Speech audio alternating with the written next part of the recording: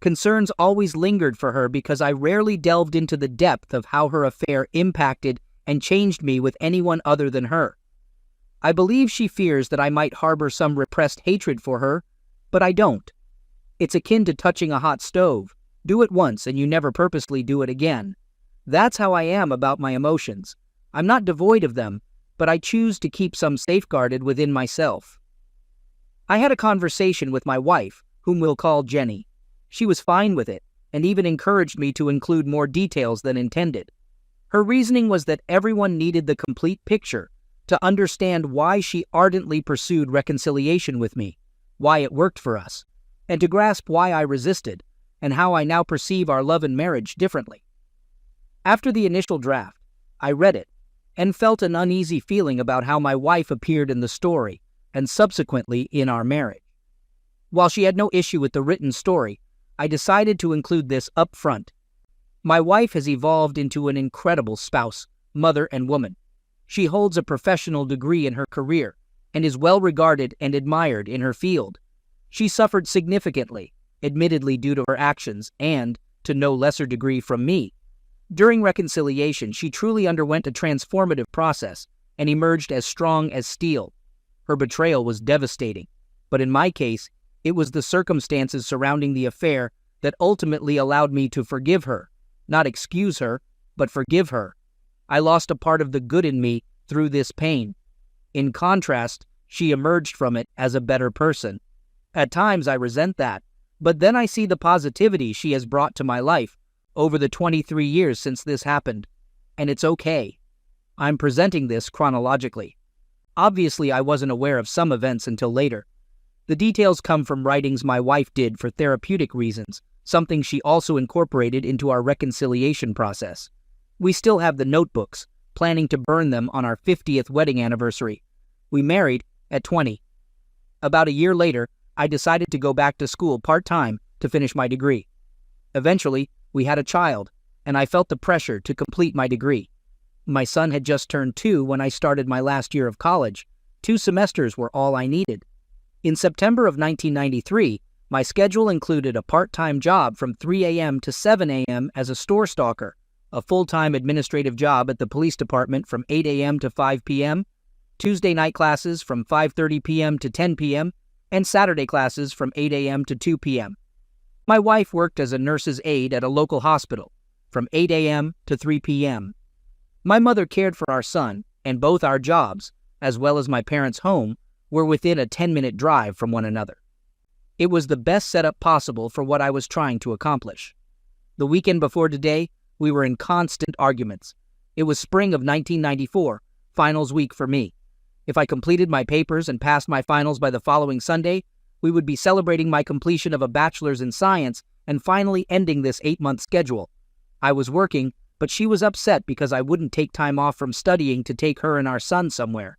She had been complaining about my work and school for some time, and it had gotten so bad that we had stopped being closeness 2 months prior. On this specific Monday evening, I was verifying a research paper I had finished on Saturday, which was due Tuesday evening, and she consistently engaged in arguments. Finally, I instructed her to be quiet and stop behaving like a child. She stared at me and boldly declared, "I hate you, and I am in love with someone else." Just like that, I was stunned. We argued for about an hour until she confessed about an incident earlier that day during lunch at work. For the past 2 months, she had been involved in an emotional affair with a janitor at the hospital. Essentially, it began with him complimenting her and consistently appearing every time she turned around. This progressed to lunch together in the cafeteria and regular sessions of complaining about me to him. About 2 weeks prior, their wine sessions shifted to the car. She later admitted to kissing him twice during that time, but today it escalated into a full makeout session, concluding with romantic activities and a declaration of their love for each other. Upon hearing this, I essentially disconnected from the conscious world, dissociating from all reality. I may delve into further details regarding my thought process that night later. In the meantime, this is what my wife wrote about that moment. It was strange when I informed him of what we had done. I was fully prepared for some type of outburst. However, he just looked at me with the most horrible pain imaginable. Then it transformed into something indescribable, blankness. He turned around and walked to the bedroom, quietly closing the door. I remember getting angry. He wouldn't even fight for me. Brad. At that moment, I felt I had made the right decision and everything was going to work out. I did it. I was breaking free from the man who had been ignoring me for all these months. Returning to the living room with a suitcase, I walked past her and out the front door. I recall her repeatedly asking where I thought I was going, accusing me of running home to mommy. Placing the suitcase in the driveway, I went back in, grabbed her purse, held it out, and instructed her to leave. This shocked her. She refused. I gently carried her over my shoulder, walked out the door, and sat her on the car hood. Her shock allowed me time to re-enter the house, lock the door, and prevent her attempts to get in. Eventually, she left to stay with her parents, informing them of our separation without disclosing the reason. It was a long night. I informed both jobs of a family emergency, slept at some point, and woke up at 7, immediately planning how to minimize contact with my wife. I called my mother to watch over my son, made a to-do list, dropped my son off, and explained to my mother that we would talk later that day. I then went to the office of a lawyer friend of my family. He had gone to school with my dad, and I knew him all my life. I expressed my desire to initiate divorce proceedings promptly. He attentively listened to my narrative and suggested taking some time to think, but I remained firm. He mentioned he could finalize the divorce papers by the day's end.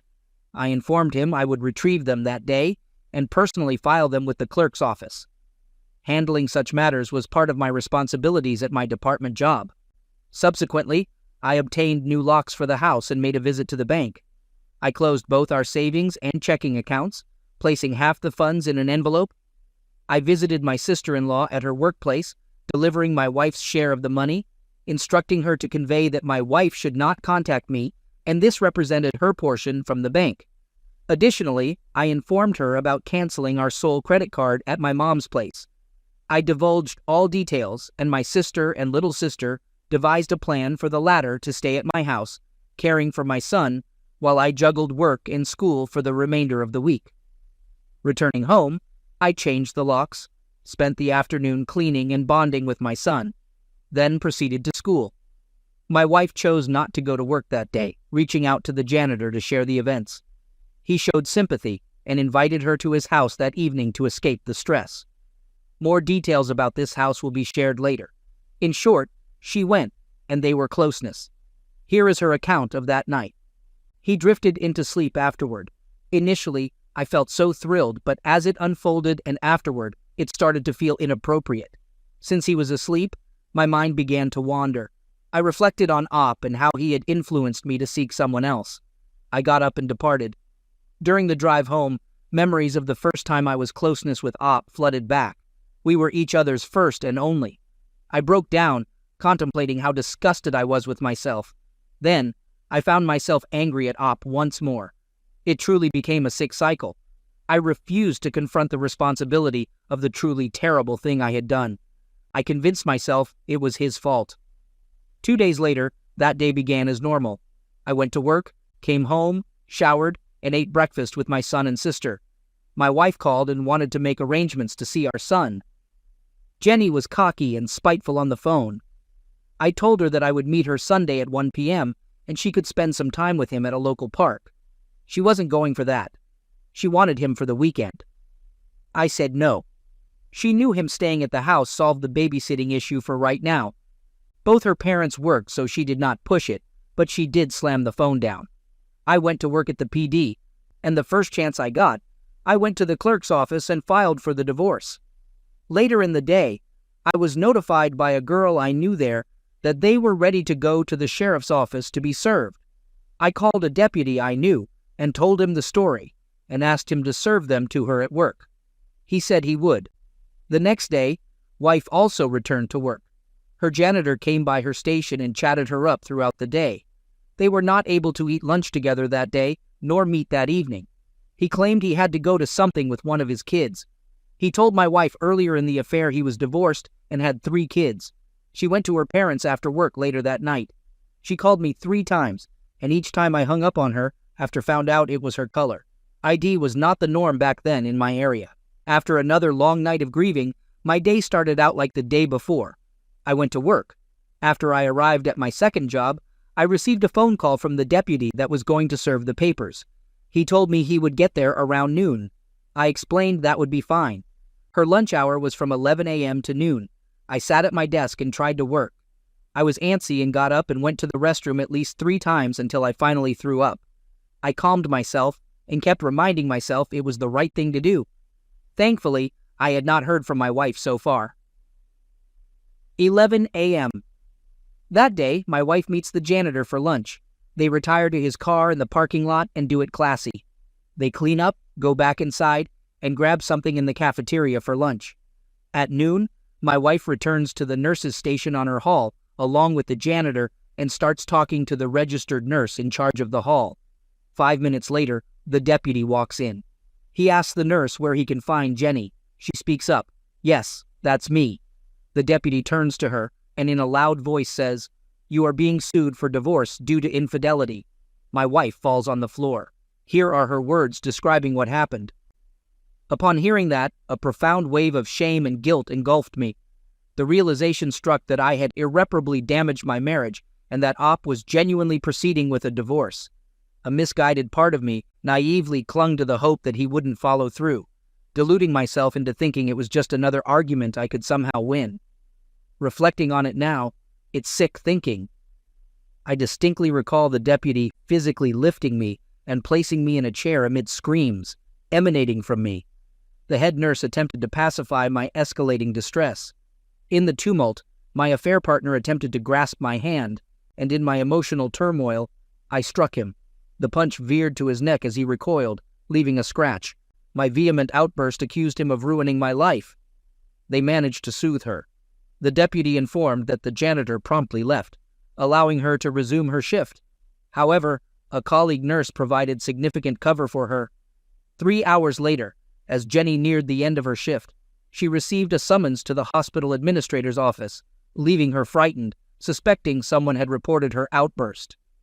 Upon arrival, the lady closed the door and promptly delivered the news of her termination, instructing her not to return to the property and that her last check would be sent through the mail.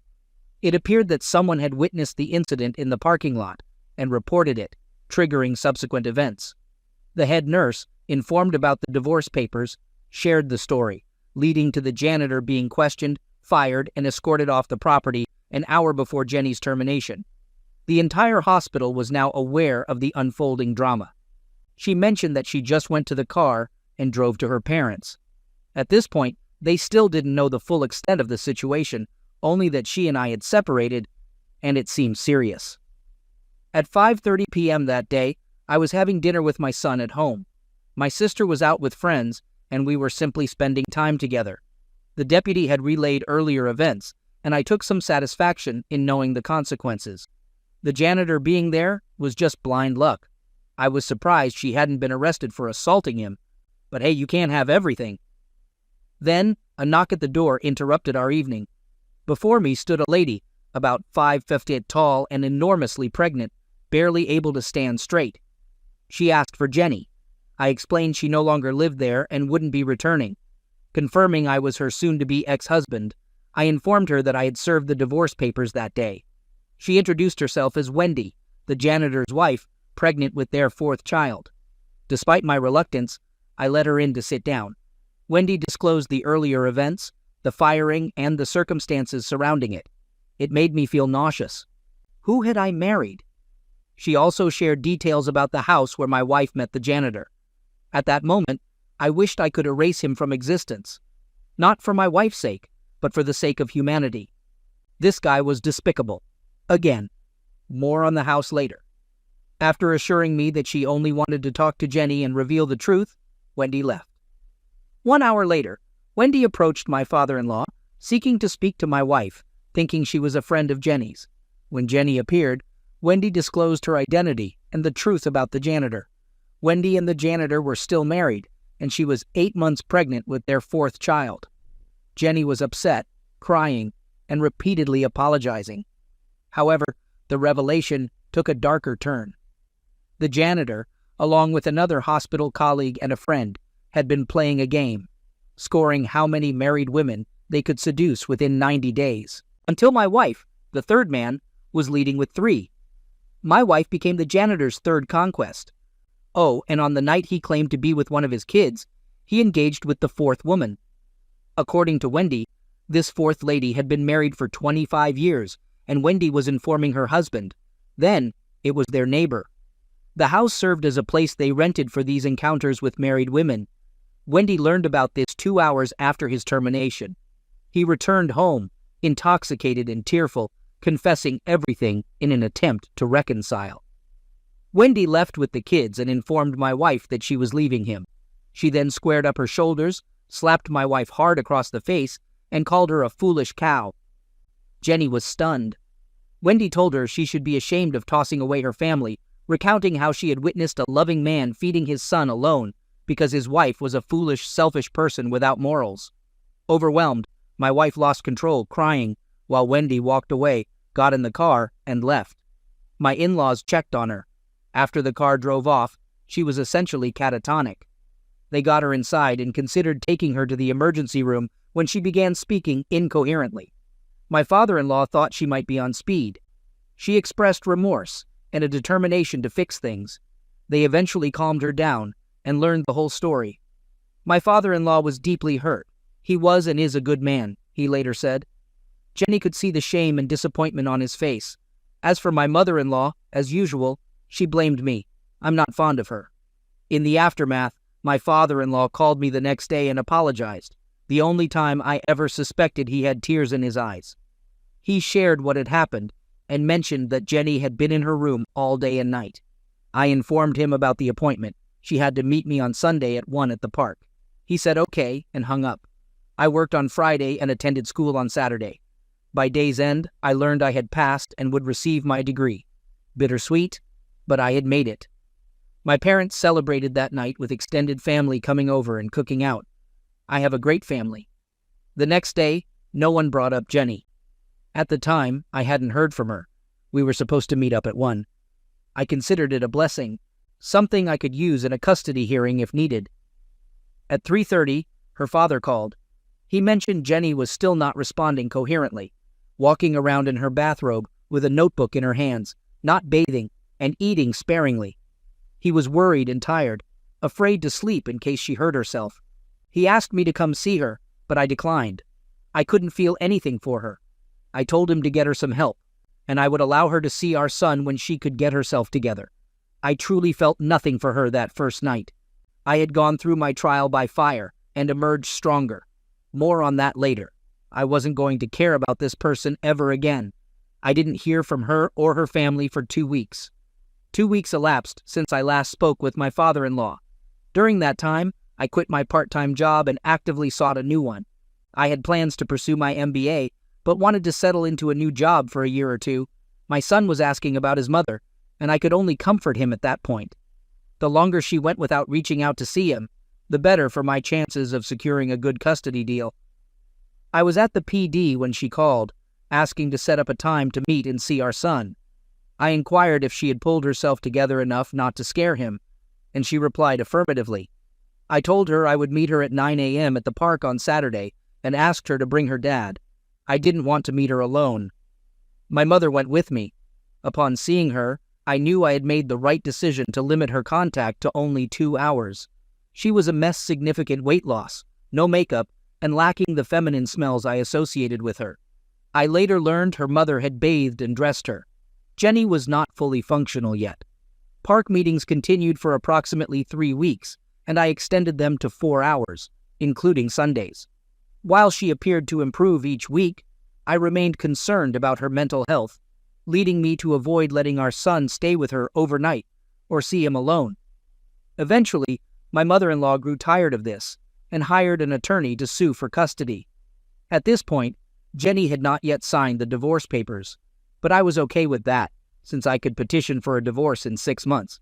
However, the custody suit angered me, because she sought full custody. Despite my prior willingness, conveyed to her father, to eventually work towards 50-50 custody, her mother dismissed this and demanded full custody. In response, I requested full custody on the grounds of mental defect. I was ready for a legal battle, needing an outlet for my anger. This was it. On the day of the custody hearing, my lawyer informed me that her attorney had a request. Jenny wanted to speak with me privately. Initially, I declined, but they proposed doing so in the hallway outside the courtroom, visible to both attorneys, yet with inaudible conversation. I reluctantly agreed.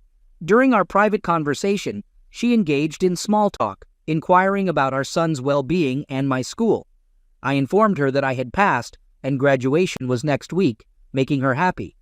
When she asked to attend my graduation, I declined, stating that it was for family and friends, and she was neither.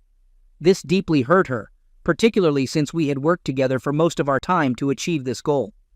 I further rejected her by emphasizing, "It's special to me. It didn't matter enough to you when you let someone use you like trash." My behavior became increasingly hostile as I wanted to inflict pain. She teared up, returned to her attorney, and the hearing commenced. During the hearing, I testified without any unusual revelations. However, my mother-in-law placed all the blame on me, accusing me of seeing someone, which allegedly drove my wife crazy.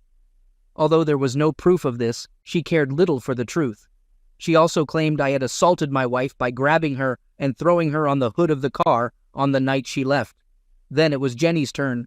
While answering questions from her lawyer, she abruptly stopped and asked the judge if she could speak. Advised to confer with her attorney, she declined and proceeded. Here are my wife's words from her notebook. "I remember how sad I was. After the hearing started, I listened to Op give his side of the story and how he had taken care of our boy all these weeks. I needed to make this right. I sat there listening to Mama, and I knew she was lying to protect me. But it was just another lie on top of a lie. I had enough. I had to fix this." Jenny then expressed her desire to apologize to my parents and her own parents.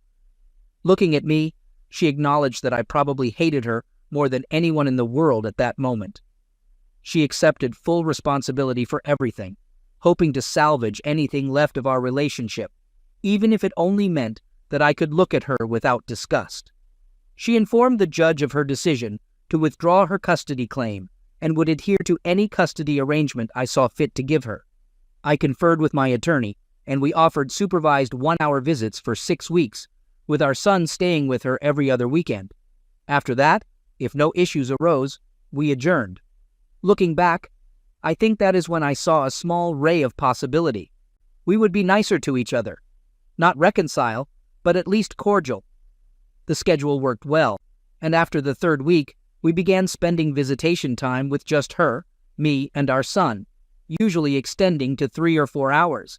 Although I wasn't friendly, I genuinely enjoyed watching my son play with his mother, benefiting them both. The only negative incident occurred during the 5th visit when she hugged my right arm from behind while I was watching our son play. I freaked out, yelled at her never to touch me again. The next week, we acted as though nothing happened, and she kept her distance. 1 more month passed, and our discussions increasingly centered on day-to-day matters. I landed a new job with a higher salary, and she commenced nursing school. She started sharing with me that the janitor persistently called her and refused to leave her alone. Wanting to be transparent, she informed me in case I heard that she had asked him to back off. However, he still appeared at her parents' house one night, prompting her father-in-law to threaten intervention if he persisted. Indifferent to her romantic involvement, I expressed that I no longer cared about whom she slept with. She assured me she was not involved with anyone and wouldn't be until she was certain that our family could not be reunited, an outcome I asserted was unlikely. 6 months after our separation, I broached the topic of her signing the divorce papers, to which she refused. Reminding her that her signature was unnecessary, but would streamline the process, she proposed a meeting that night at our house for a discussion. If I still desired a divorce, she agreed to sign the papers that night. I consented, and she arrived with small black composition notebooks resembling bound books. She explained that she began jotting down thoughts the day after receiving the divorce papers, unsure why, but finding it helpful. Detailing everything she could recall about the events in as much detail as possible, she wanted me to read it, cautioning that it would be emotionally challenging. Despite my reluctance, she insisted, acknowledging the risk, but feeling compelled to help me understand why she was attempting to salvage our marriage. Reluctantly, I read it. It proved to be a difficult experience, as the closeness details were not explicitly described but alluded to in general terms. What she said about me and our marriage to the janitor, however, was deeply impactful. The book chronicled her mental breakdown, initially presented in a jumble and unorganized manner, but gradually improving each day. She began to analyze her actions, deeming it her therapy. One passage described an irrational conclusion she reached, believing it would rectify everything. According to her, she remembered she never climaxed with the janitor, concluding that if she didn't, it meant she did not enjoy it. Therefore, she believed she had done nothing wrong and I should take her back. This belief persisted until she discussed it with her dad, who uncomfortably clarified that it didn't work that way. Although reading the book didn't change my decision, it instilled a sense of fear in me. I remained concerned about her mental state until I read the content and the way she wrote. Unaware of how fragile her mind had become during those 2 weeks, I agreed to give it more time. This emboldened her to encourage me to write to her, to sit down and compose a letter or something about what had happened. She believed it would provide her with a better understanding of how to assist me. Acknowledging my own emotional turmoil, I considered that it might help me move on and potentially lead to a healthier relationship down the road. What I referred to as her writing therapy evolved into scheduled meetings twice a week. Our initial assignment was to document our perception of the state of our marriage before D-Day. During these meetings, we exchanged letters, made notes, and posed questions in writing. The rules were straightforward: answer honestly, no yelling, and no refusal to answer any question.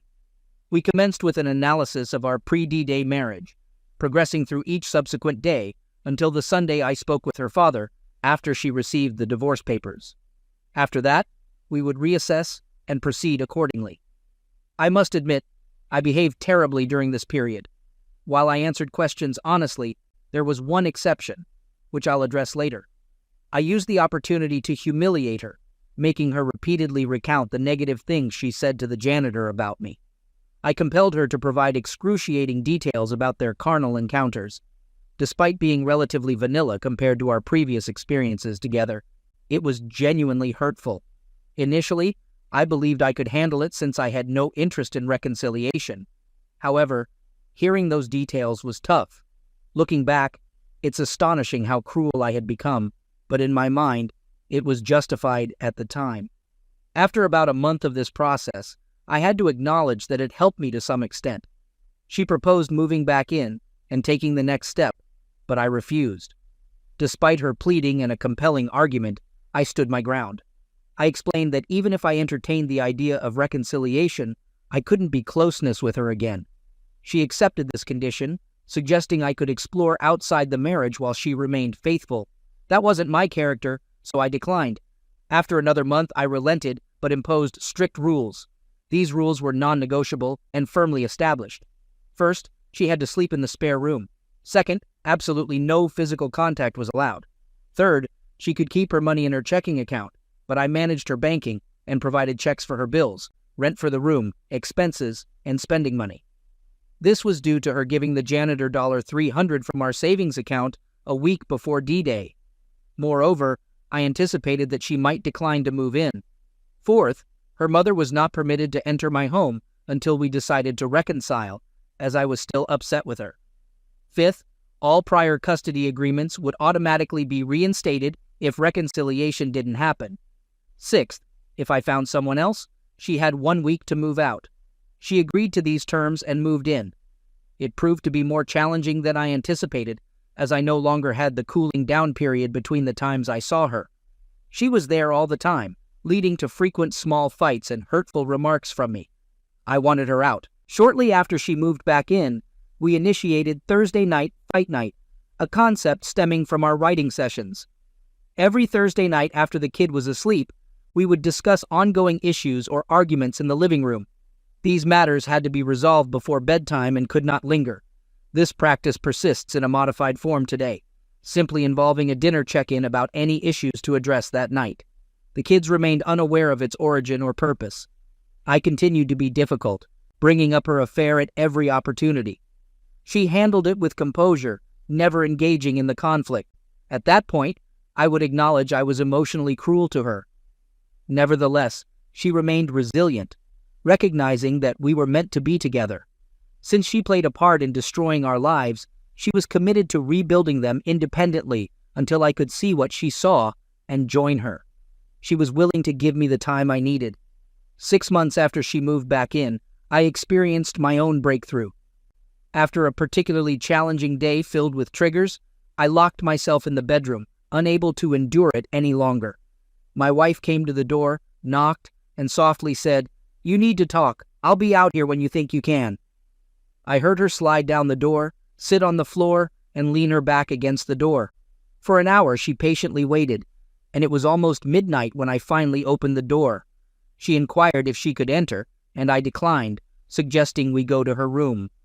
Once in her room, she sat on the bed, and I settled into a chair. It was then that I finally revealed what occurred after I asked her to leave the night I discovered the affair. Following her departure, I spent significant time in my son's room, silently watching him sleep. I retrieved the checkbook, bill ledger, and a copy of the life insurance policy from my desk, placing them conspicuously on the kitchen table. After a shower, I retrieved my .38 from the closet shelf, laid it on the bed, dressed, combed my hair, and sat on the bed, grappling with the taste of oil on the barrel. I distinctly recall becoming fixated on that taste, identical to the scent. The duration of my contemplation remains unclear. Subsequently, I unloaded the weapon, returned it, changed clothes, and went to bed. Regrettably, I believe such thoughts enter the minds of many betrayed spouses. I admitted to her that it was the only detail I had concealed during our recovery. For the first time, I allowed her to hug and kiss me on the forehead in a non-goodbye context. It marked the initial emotional touch I permitted her to have with me. Although I claimed to forgive her that night, I did not genuinely mean it until several months later. Nonetheless, uttering the words began to open the door for me. Following that, physical touch gradually increased, holding hands, farewell kisses, hugs, and so forth. These interactions became more commonplace in our relationship.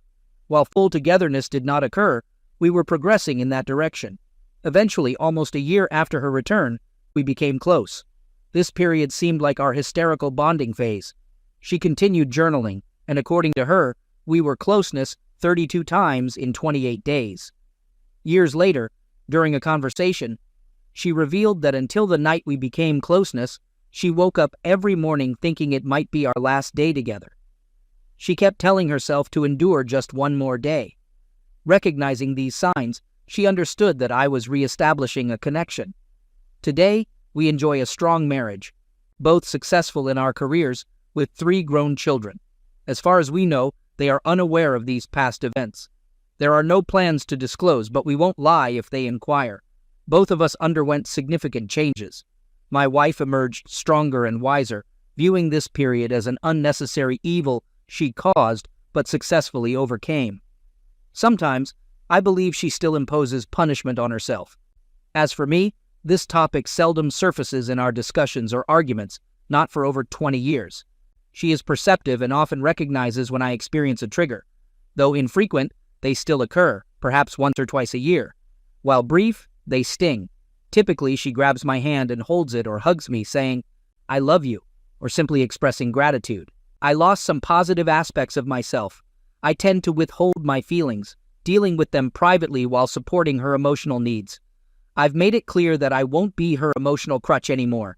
It is now her responsibility to communicate the issue and propose a plan for resolution, which I will assist in implementing. I love her, and I had to learn to love her again. It's different, more realistic, but intense nonetheless. As mentioned earlier, I believe I had to sacrifice a part of my goodness for her to grow into a better person. At this juncture in my life, I am content with that choice. I share this in the hope that it may benefit someone. While every situation is unique, this approach proved effective for us, and I'm grateful for that. I'm not advocating for reconciliation. I'm advocating for self-control. Focus on what you can change, not what you can't. Prioritize what benefits you in your specific circumstances. Be self-centered to some extent, then consider rebuilding a collective we in a marriage or relationship later. Look up the Serenity Prayer on Google. In my opinion, no truer words have ever been written. Remember, You're hearing about the worst days of our lives and marriage during the process of surviving infidelity. Despite this tragedy, we've created many greater, happier memories that far outweigh it. I wish you all the best on this journey. With effort focused on yourself, you can emerge victorious on the other side of the pain. Update. I want to inform everyone that we are still married. Now we have grandchildren, and if you're aware, you know it's an entirely different kind of love. My wife is semi-retired, working as PRN, meaning as needed or when she wants to. I continue working full-time, but we manage to find ample time for travel. I can't recall the last time I had a trigger, perhaps about 3 years ago, and only because our oldest discovered about my wife's affair through a vindictive relative leading a very lonely life. My wife handled it with grace and humility, and it impacted me in a way that I finally moved on completely. She apologized for the pain she caused, and we both emphasized that it was in the past. Any issues he had, we offered help, but cautioned him that ultimately it was between us, falling under matters that were our business. Fortunately, it hasn't seemed to affect their relationship, even though she was understandably embarrassed. Update. 3 weeks ago, my wife Jenny passed away after a 6-month battle with colon cancer. She left us with all of us by her bedside in the home we constructed 4 years ago for our retirement. Her retirement, only 18 months in when she was diagnosed, was abruptly cut short. Describing the loss is beyond my capacity. It surpasses any pain I've encountered, even the collective anguish experienced in this community as betrayed loved ones. Following our reconciliation, she spent the remaining years making amends for the pain she caused, and she succeeded in a remarkable manner. I feel her absence deeply, as do our children. However, I recognize that I am still here for a purpose. In her final days, Jenny wrote a letter to me.